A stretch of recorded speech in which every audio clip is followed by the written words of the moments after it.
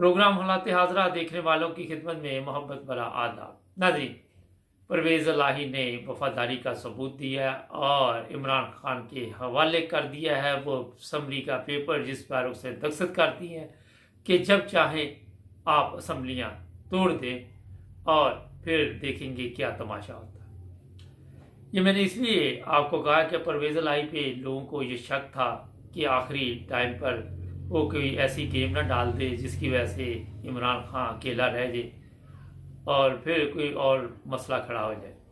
पहले ये इतला थी कि परवेज़ इलाही ने 1-1.5 माह मांगा है कि हम कुछ सियासी फैसले कर लेंगे, मगर अब ये फैसला किया गया है कि इमरान खान जो भी करेगा वो ठीक है, हमें मंजूर है। राना सनाउल्लाह ने बयान दिए हैं जी कि हम इमरान खान को देख लेंगे, और ये भी बताया जा रहा है कि उसे नाअहल करने की कोशिश की जा रही है। लेकिन जो अंदर की खबर है वो ये है कि तमाम किस्म के प्रोपेगेंडे जो इमरान खान के ख़िलाफ़ हो रहे थे वो रोक दिए गए हैं। एक तरफ ये भी कहा जा रहा है कि जो मुकदमात हैं उन्हें भी स्टॉप किया जाए, दूसरी तरफ कोयटा पुलिस ने स्वाति साहब को दोबारा गिरफ्तार कर लिया है। और ये भी एक अफसोसनाक वाक़या है क्योंकि उनके ऊपर कोई 10-15 मुकदमात है। हमारी अदालतें कह चुकी है कि एक बंदे पे उसी के इसके और ज़्यादा FIR नहीं काटी जा सकती, एक ही काटी जा सकती है। मगर क्योंकि हमारे जो अदलिया के चीफ जस्टिस साहब हैं वो अभी तक होश में नहीं आए, अभी भी वो बेहोश हैं और पता नहीं किस दुनिया में वो रह रहे हैं। आजकल पर्दे से थोड़ा सा वो गायब भी हैं, जैसे बाजा साहब की जिल्लत और रसवाई का जो बैंड बज रहा है। एक चीज़ और मैं आपको बता देता हूँ कि अगर पंजाब असम्बली और खैबर पख्तूनख्वा की असम्बली तोड़ दी जाए तो फिर ज़ाहिर इंतखाबात की तरफ जाना पड़ेगा, इलेक्शन कमीशन के पास और कोई रास्ता नहीं होगा। इसी वजह से ये भी हमारे पास इतला है कि नवाज शरीफ साहब अभी वापस नहीं जा रहे और मरीम भी यहीं पे ही है। उनको इस चीफ ऑफ आर्मी स्टाफ पे भरोसा नहीं है कि ये ना कोई ऐसा काम डाल दें कि हम आ जाएं तो ये सब का रगड़ा निकाल दे और सबकी उनको पकड़ ले। इनके दिल में ये भी एक खौफ पैदा हुआ इस वक्त। जरदारी ने जो काम करना था वो कर दिया। जरदारी इस वक्त बिल्कुल खामोश है। उसने नून लीग का वो हशर किया है कि आप सोच नहीं सकते, ये किसी को मुंह दिखाने के काबिल नहीं थे। वो इसलिए नहीं थे कि अगर ये असम्बलियाँ नहीं बचा पाते तो उसके बाद इनका जो बैंड बजना है वो पूरे पाकिस्तान ने देखना है। एक तरफ इमरान खान की मकबूलियत में इजाफा हो रहा है, दूसरी तरफ इनमें जो खलबली मची हुई है कि आपस में जो इनके तल्लुकात है PDM के वो सुना है कि ख़राब होते जा रहे हैं और दिन ब दिन बड़ी तेज़ी के साथ इसमें इजाफा हो रहा है। इस तरह अब PDM के पास कोई रास्ता नहीं है। जो नए चीफ ऑफ आर्मी स्टाफ आए हैं उनके मतलब ये कहा जा रहा है कि उन्होंने इदारे की इज्जत को बहाल करने के लिए फौरी तौर पर जो कार्रवाइयाँ शुरू की है, उस कार्रवाई में ये भी सामने आ रहा है कि वो चाहते हैं कि पाकिस्तान में ऐसे इलेक्शन हो जो साफ और शफाफ हों। चलो कुछ ना कुछ तो हो, मुकम्मल तौर पर ना हो, मगर जहाँ तक भी वो कर सके वो इसमें कोशिश करेंगे, अपना किरदार अदा करेंगे। एक मुझे समझ नहीं आती कि मुझे आज भी लोग ये मैसेज लिख रहे हैं जनाब इस चीफ ऑफ आर्मी स्टाफ पे भरोसा न करें, लेकिन मैं इस हक में नहीं हूँ। उनको टाइम दें। फौरी तौर पे हमारी जो मुसीबत है, हमारा जो सबसे बड़ा मसला है कि हम शक फौरी तौर पर ऐसा पैदा करना शुरू कर देते हैं जिस तरह आजकल एक और नया ड्रामा चला हुआ है कि फ़ौज में और PTI में दरारें डालने की कोशिश की जा रही है और सोशल मीडिया के जाली अकाउंट चलाए जाते हैं और वहाँ पे नाम PTI का लिया जा रहा है, मगर इसमें ये लोग कामयाब कहाँ तक होते हैं वो आप सबको पता है। क्योंकि PTI वाले फ़ौज के ख़िलाफ़ इस वक्त बिल्कुल जब से नया चीफ ऑफ आर्मी स्टाफ आया कोई ऐसी बात नहीं कर रहे जो फ़ौज के लिए कोई मुश्किल पैदा करे या फ़ौज की इज़्ज़त में कोई फ़र्क पड़े। तो इस तरह ये लोग जो भी जाली अकाउंट बना के ये सिस्टम को चलाने की कोशिश कर रहे हैं वो मेरा ख्याल है शर्मिंदा होंगे, मगर शर्म इन लोगों को कहाँ आती है। शर्म अगर आती होती तो काफ़ी कुछ ठीक हो जाता। नवाज शरीफ से जब ये सवाल पूछा गया कि मोनस इलाही ने और परवेज़ इलाही ने जो फैसला किया है तो वो खामोश रहा, उसने कोई जवाब नहीं दिया। सुना है कि काफ़ी परेशान है नवाज शरीफ और मरीम। और मरियम का जो कह रहे थे कि वापस आएगी, अगले मेरानी ख्याल के काफ़ी अरसे तक पाकिस्तान आती नज़र आए। जो अदालतें हैं उन पर इस वक्त प्रेशर डाला जा रहा है कि जो नैब के कवानीन में तब्दीली की थी उनको वापस वहाँ लेके आया जाए और वहीं से शुरू किया जाए, 1 दूनी 2 दूनी 4 से।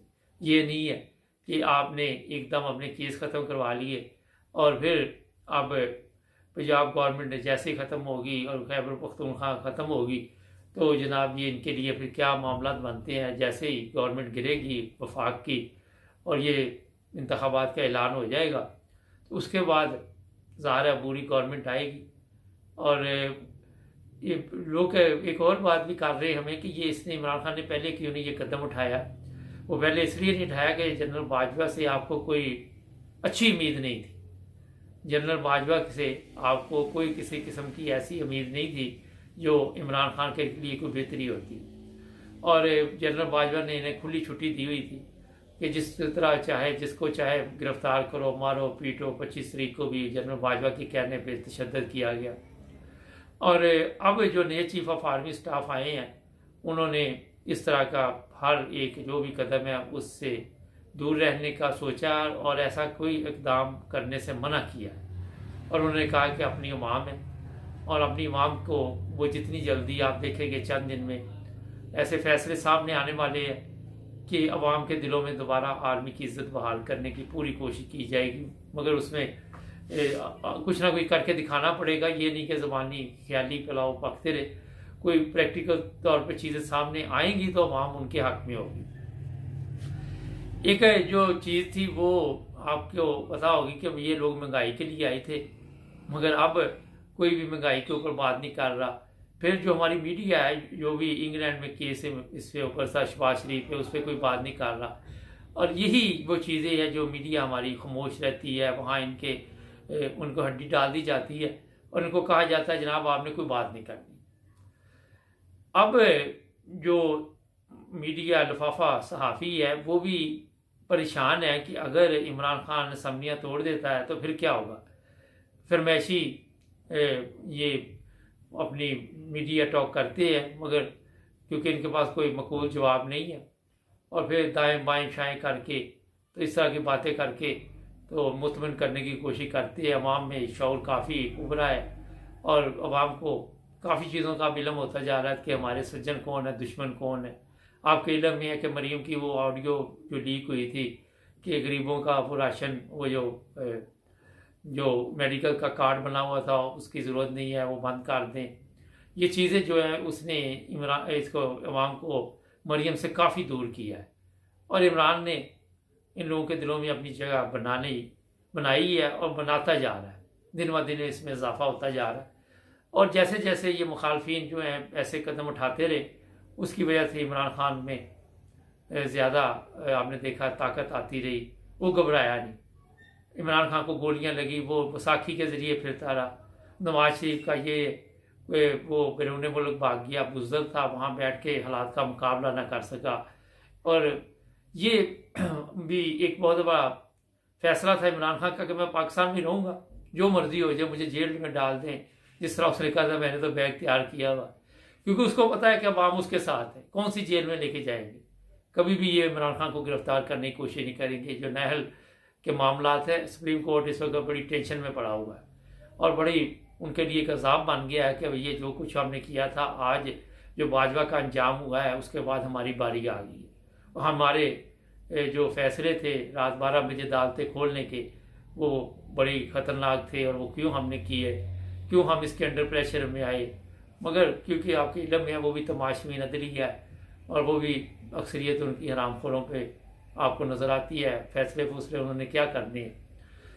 अब अगले ज़्यादा देर नहीं है, चंद घंटे हैं। मेरा ख्याल है कि PDM को जो इमरान खान ने ये कहा कि बैठ के बात करो इलेक्शन की, ये नहीं करेंगे क्योंकि ये इनमें इत्फाक नहीं होता नज़र आ रहा। और ये भी इतला है कि इनके लोग जो नून लीग के हैं वो इमरान खान के साथ मिलते जा रहे हैं और बाद में ये इमरान खान से टिकटें हासिल करेंगे। मगर मेरा ख्याल है कि इमरान खान को इन चीज़ों का ख्याल रखना चाहिए कि जो उनके नहीं हुए वो तुम्हारे कैसे हो सकते। यही चीज़ें पिछली दफ़ा नुकसानदेह साबित हुई। ये मुनाफिकीन है, ये वो हरामखोर हैं, इनको जिस तरफ ये देखते हैं ये मुनाफिकीन है, ये जिस तरफ पानी का बहाव देखते हैं उसी तरफ हो जाती है। तो ये चंद चीज़ें मैंने आपको बताई। आप प्रोग्राम देखेंगे आज हमारे के साथ, आज पाकिस्तान के साथ। हमारे चैनल को सब्सक्राइब करें और चलते हैं देखते हैं। अस्सलाम वालेकुम नाज़रीन, प्रोग्राम आज पाकिस्तान के साथ सीधे चलेंगे। आज फिर पाकिस्तान, हमारे बहुत ही प्यारे दोस्त वहाँ पे हैं और वो बताएंगे मौजूदा सूरत-ए-हाल। फ़ौज में काफ़ी तब्दीली नज़र आ रही है और ये क्यों करनी पड़ी, क्या वजह थी, इसी सिलसिले में बातचीत करेंगे। कुछ पंजाब गवर्नमेंट के बारे में भी आपको बताएंगे। अस्सलाम वालेकुम सर। वालेकुम अस्सलाम। सर, बाबर इफ्तिखार को तब्दील करके कराची भेज दिया गया है, इसी तरह और भी लोग जो है उनको तब्दील किया गया है। ये तो कहते थे कि हम बड़ी खिदमत कर रही है, हम बड़ी अच्छी जगह पे बैठे हुए हैं, तो आते ही ये तब्दीलियां शुरू होगी। सर ये जाहिर है वो जनरल आसम जो है अभी उन्होंने चीफ ऑफ आर्मी स्टाफ का मनसब संभाला है, तो वो अपनी टीम लेके आएंगे, क्योंकि जो पहले जो टीम थी उन्होंने जो कुछ पाकिस्तान के साथ किया है उसका खमियाजा तो हमें कई साल तक अभी भुगतना पड़ेगा। तो लिहाजा अभी बड़ी जबरदस्त इन्होंने एक्शन लिए हैं। और अभी ISTR में भी जो एक जनरल साहब लेके आ रहे हैं उनका नाम है अहमद शरीफ। अच्छा। और कौम उनसे तवक्का करती है कि अरशे शरीफ की जगह तो वो नहीं ले सकते हैं, कम से कम उनका दुख दर्द जो है ना वो कम कर सकते हैं अपनी बेहतर कारकर्दगी से। सर ये बताइए कि ये जो टीम बाजवा साहब के साथ थी, जिस तरह उस दिन बाजवा साहब का सर झुका हुआ था, कोई इनको भी शर्म आई है या नहीं, कोई महसूस हुई है? पर शर्म तो उनको आती है ना जिसके पास कोई जमीर नाम की कोई चीज होती है। जब जमीर ही मुर्दा हो चुका हो पैसे की करतन के साथ, तो फिर वो शर्म वगैरह नहीं आती होती है। वो बस अपनी जिंदगी गुजारते हैं और अपना टाइम पूरा करके बस फिर लान तान लेके लोगों से तो फिर रुखसत पे चले जाते होते हैं। अच्छा, लोग बड़े खुश हैं, मैंने सोशल मीडिया पे देखा कि वो बाबर इफ्तिखार को तब्दील किया गया। लोग वैसे तो बड़ी गलत चीज़ें भी लिख रहे हैं, मगर हम तो नहीं ये कहते, लेकिन अगर इन लोगों ने कोई अवाम के लिए कुछ किया होता तो लोग फिर खुशियां तो नहीं मनाते ना, जिस तरह बाजवा साहब के लिए खुशियां मनाई जा रही। देखिए ना सर, लोगों को शऊर जो है ना, अभी जो किसान है जो खेतों में हल चला रहे होते हैं, जो रेहड़ियां चला रहे होते हैं, उनको भी ऐसा शऊर इमरान खान ने दे दिया हुआ है कि अब वो भी सारी समझ बूझ रखते हैं। और दूसरा, ये जो सोशल मीडिया का दौर है तो हर बंदे के पास ना मोबाइल होता है। मैंने अक्सर बाजारों से गुजरते हुए ठेलों के ऊपर जो है ना पठानों को, रेडी बानों को, ख्वाजा फरोशों को इमरान की तकरीर, इमरान के अल्फाज सुनते हुए देखा है। तो वो शऊर उनको इतना हासिल हो चुका है कि उनको पता चल चुका है कि क्या गलत था, क्या सही है, और हमारे मुल्क के साथ कैसा खिलवाड़ किया गया है और किस तरह हमारे मुल्क की आजादी को जो है ना फरोख्त करने की कोशिश की गई है। ये आप बताइए कि फजल रहमान के बयान के बाद सुना PDM में भी कोई उनको भी कोई शर्म वगैरह कुछ उनमें जो है बल तो है नहीं है, कुछ आवाज उठी है, क्या हुआ उनको? सर उनके ऊपर तो कल भी बड़ा खवातीन एहतजाज कर रही थी फजल रहमान के ऊपर, क्योंकि देखें सर, ये जो है ना इस्लाम का लबादा ओढ़ के ये लोगों के साथ जो है ना ये समझने के जुल्म ज्यादती का इन्होंने बाजार गर्म किया हुआ है, क्योंकि इनको सिर्फ दौलत, पैसा, जायदादें, अपने बच्चों की सियासत में मुस्तकबिल, इनको सिर्फ इसकी फिक्र होती है। इनको पाकिस्तान के साथ, इस्लाम के साथ इनको किसी किस्म का इनका कोई भी तल्लक नहीं है। क्योंकि देखें, लाल मस्जिद में जब परवेज मुशर्रफ की हुकूमत में ऑपरेशन हो रहा था तो इस मौलाना फजल रहमान ये लंदन में बैठा हुआ ठंडी हवाओं के मजे ले रहा था। इसने कोई भी किरदार अदा नहीं किया था सुलह सफाई करवाने में। वहां बच्चे पढ़ रहे थे, लड़कियां, बच्चे वो कुरान की तालीम हासिल कर रहे थे, उनके ऑपरेशन फौज करने वाली थी, और ये मौलाना फजल रहमान जाके वहां ठंडी हवाओं के मजे ले रहा था लंदन में बैठा हुआ। सर ये बताइए कि जिस तरह अभी आपने कहा मदरसे बने हुए हैं, सब कुछ बना हुआ है, और ये जो लोग मदरसे चला रहे हैं उनकी जबान इतनी गंदी है, तो जिनको ये तालीम दे रहे हैं आप उनसे तवक्को करते हैं कि कोई उनमें बेहतरी आएगी, या वो इस्लामी तालीमात को समझेंगे, या इंसानियत को समझेंगे, या अखलाकियात को कुछ समझेंगे? देखिए सर, असल में डिपेंड करता है कि वो बच्चे और वो तालिबे इल्म जो है ना किस खानदान से ताल्लुक रखते हैं। देखिए मुल्ला मोहम्मद उमर बजाज ने भी इन्हीं मदारस से तालीम हासिल की थी, तो फिर देखें पूरी दुनिया में उसने क्या नाम कमाया और कितनी इज्जत और तकरीम से उसको याद किया जाता है उसके दुनिया से जाने के बाद भी। तो वो जो तालिबे इल्म होते हैं उनका खानदानी स्टेटस होता है कि उनके माँ बाप ने, उनके आबाओ अजदाद ने उनकी क्या तरबियत की है। तो वो इन गंदी जहनियत के मुल्लाओं की तरबियत को नहीं देखते हैं, वो ये देखते हैं कुरान हदीस और इस्लाम हमें मतलब किन बातों की वो हदायत देता है, हमने उसके ऊपर अमल करना है। वो इनकी बातों पे अमल नहीं कर रहे होते।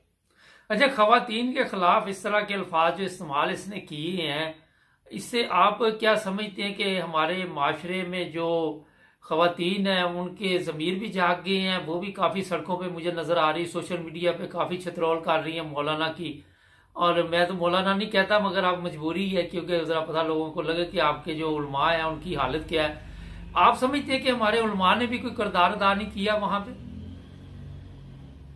देखिए उलमाए दीन जो होते हैं ना सर, उनका किरदार यही होता है कि अवाम को, पाकिस्तानी कौम को राह रास्त पे लगाया जाए। देखें कायदे आजम ने सिर्फ पाकिस्तान बना दिया था, वो एक सियासतदान था, उसने एहसान कर दिया मुसलमानों के ऊपर, लेकिन उसके बाद ये उलमाए दीन का काम था कि किस डगर पे अब पाकिस्तान को लेके चलना है, पाकिस्तानी अवाम ने जिंदगी किस तरह गुजारनी है।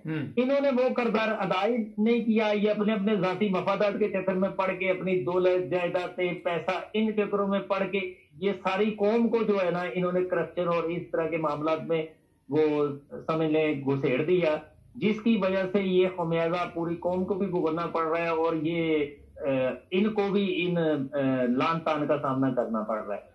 अच्छा, मुझे एक चीज की समझ नहीं आई कि लान तान से कोई फर्क पड़ता है इनको वैसे?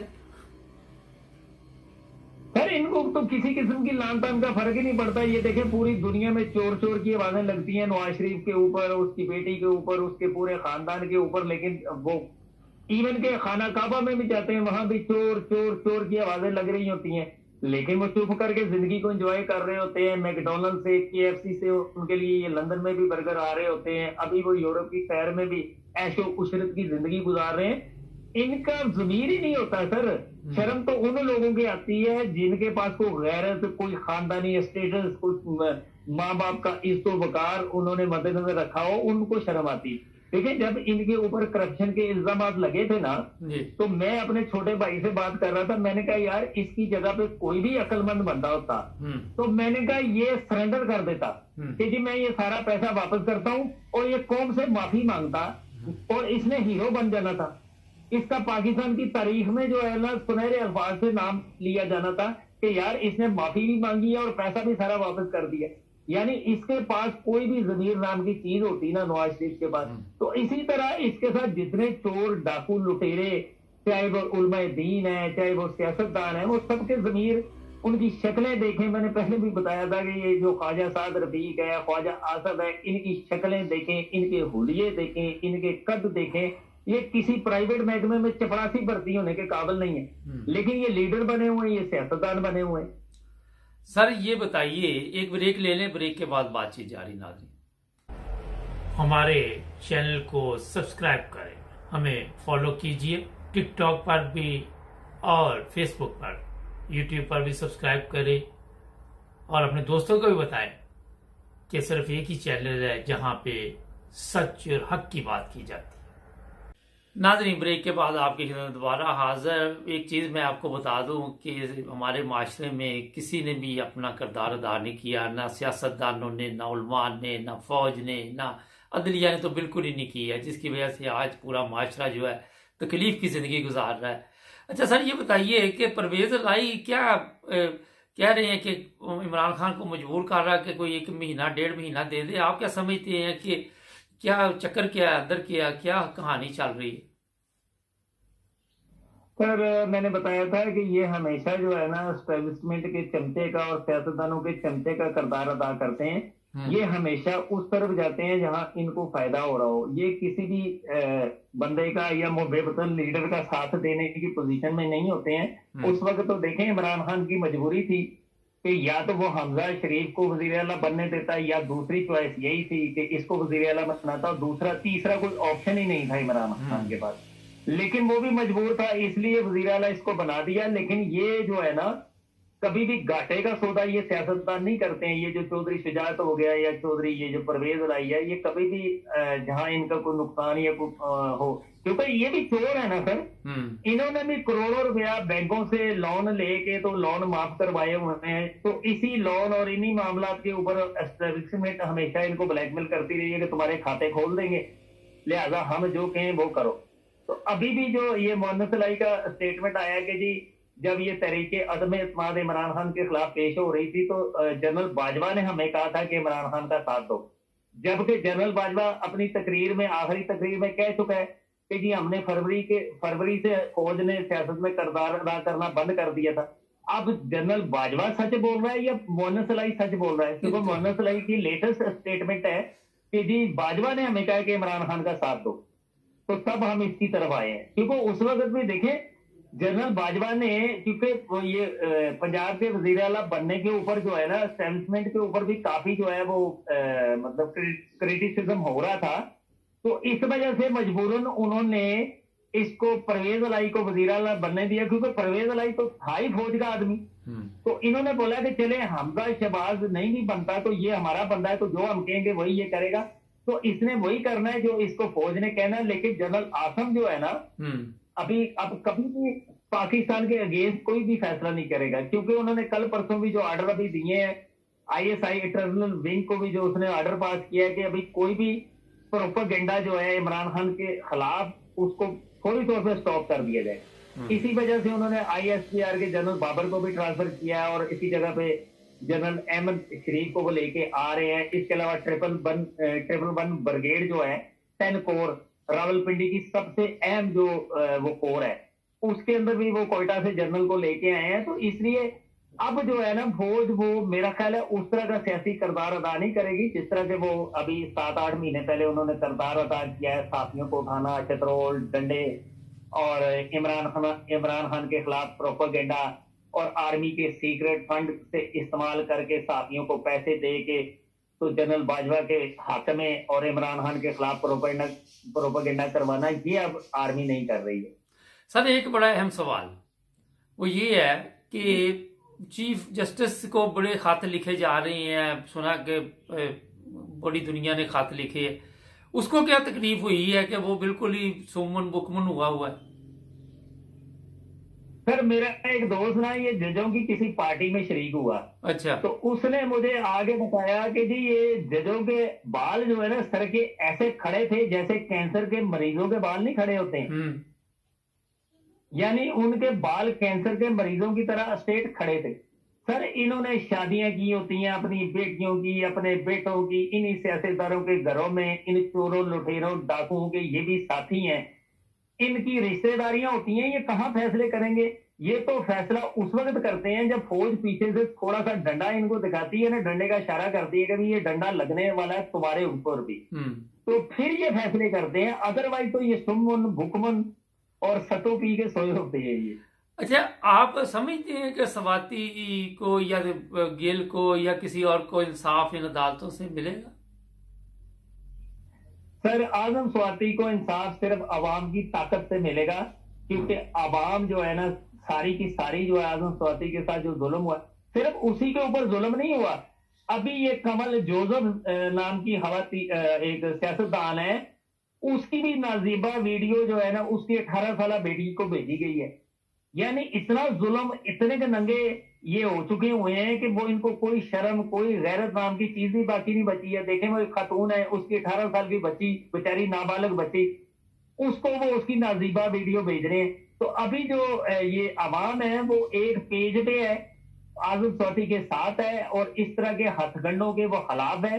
तो आजम स्वाति को जो इंसाफ मिलेगा वो सिर्फ और सिर्फ अवाम की ताकत से मिलेगा, वरना जजेस, वकला और एस्टेब्लिशमेंट की तरफ से उसको कोई भी इंसाफ नहीं मिलने वाला। लेकिन जनरल आसम से जो है ना बहुत सारी उम्मीदें हैं पाकिस्तानी कौम की, और वो इंशाल्लाह जो भी इकदाम अभी करेंगे वो पाकिस्तान और पाकिस्तान की कौम के मफाद में ही होंगे। बहुत शुक्रिया सर आपका। ओके, अल्लाह हाफिज़। नाजरीन, ये देख लें, फिर वीडियो, वही काम शुरू हो गए। लेकिन मुझे ये है कि ये वीडियो बनती कैसे है, जब आप ख़वातीन को भी चाहिए पाकिस्तान में, जब भी किसी होटल में ठहरे, जहाँ भी ठहरे, बड़ी एहतियात करें, मर्द भी एहतियात करें, सब एहतियात करें। ये एक ऐसी माफिया के सिस्टम में हम आ चुके हैं जिससे बचना हर बंदे के लिए बड़ा ज़रूरी है और बड़ा मुश्किल भी है। हमारे चैनल को सब्सक्राइब करें, जुड़े रहे हमारे साथ। मिलेंगे नए प्रोग्राम में। अल्लाह हाफ़िज़। अस्सलाम वालेकुम नाज़रीन, प्रोग्राम है आज हमारे के साथ पार्लियामेंट में एक साथ तकरीर कर रही है। तस्वीर पीछे लगा देते हैं, जरा सुनिए, मैं भी बात करूंगा इसमें। केसेस तो पहले हफ्ते में खत्म कर दिए, अपना नाम तो ईसीएल से पहले हफ्ते में निकलवा दिया। इमरान खान इससे ज्यादा हमें दे रहा था। यहाँ पर बैठने वालों के ऊपर कुछ कोई सुरखाब के पर लगे हुए हैं कि ये आदमी तमाद और ये जो नया रिजीम यहाँ पर आई, अब मैं यहाँ पर किसको सुनाऊं? यहाँ कौन है मुझे जवाब देने के लिए? ना वजीर दाखिला बैठे हुए हैं, ना मुस्लिम लीग उनका और कोई लीडरशिप यहाँ पर बैठी हुई है। ये हुकूमतें इस तरह चलती है। 27 नवंबर को अच्छा, ये हुकूमतें इस तरह चलती है जनाब। मैं आपको आज बता देता हूँ कि ये हुकूमत जो बनी हुई है इस वक्त मौजूदा, हमारी, जिसे आप कह सकते हैं कि बदकिस्मती कह सकते हैं कि ना तो ये लीडर हैं, ना ही ये इसलिए आते हैं कि अवाम की कोई खिदमत करे। तनख्वाहें इनको पूरी मिलती हैं, पार्लियामेंट में जाना ज़रूरी नहीं है, घर बैठे ये तनख्वाह ले सकते हैं। ये सबसे बड़ी सूरत पार्लियामेंट में है। ये सिर्फ पार्लियामेंट में नहीं है, बेशुमार इदारे हैं पाकिस्तान के जहाँ ये सूरत आपको मिल सकती है। इसीलिए रिश्वत दे के आप मुख्तलिफ जगह पे अपनी भर्ती भी करवाते हैं। पुलिस में जाने के लिए रिश्वत, और भी जहाँ कस्टम में रिश्वत, पटवारी लगने में रिश्वत, तहसीलदार, ये वो, ये सब रिश्वत के इसीलिए बाजार गर्म है कि ड्यूटी पर जाओ ना जाओ, बस साहब को प्रोटोकॉल मिल रहा है, बड़ी अच्छी ज़िंदगी गुजर रही है, नौकर चाकर मिले हुए है, सब कुछ ये इस तरह चल रहा है। ये लोग अपने केस ख़त्म करवाने आए थे, उसके बाद लोगों पे केस बनाने के लिए इनको भेजा गया था, जिस लानती किरदार ने भेजा था।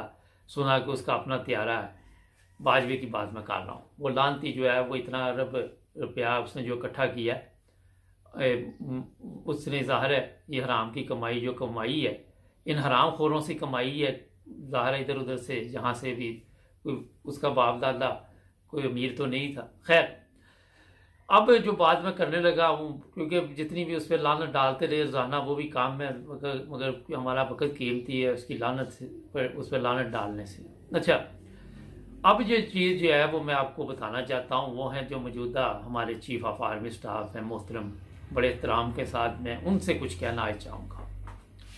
देखिए सर, बड़े अदब के साथ गुजारिश है कि हम फ़ौज की बड़ी इज़्ज़त करते हैं। अगर मैंने भी प्रोग्राम आज तक करता हूं तो आपके एक ऐसे बंदे की वजह से, अगर वो आपकी नज़र में अच्छा था तो आप आके बताइए पब्लिक को कि वाकई वो ठीक आदमी था। अगर बाबर इफ्तिखार कौम के लिए अच्छा था, या नदीम जो है ISI का, वो अच्छे हैं, तो ज़रा बताइए कि इनका करैक्टर क्या है, इनका तल्लक क्या।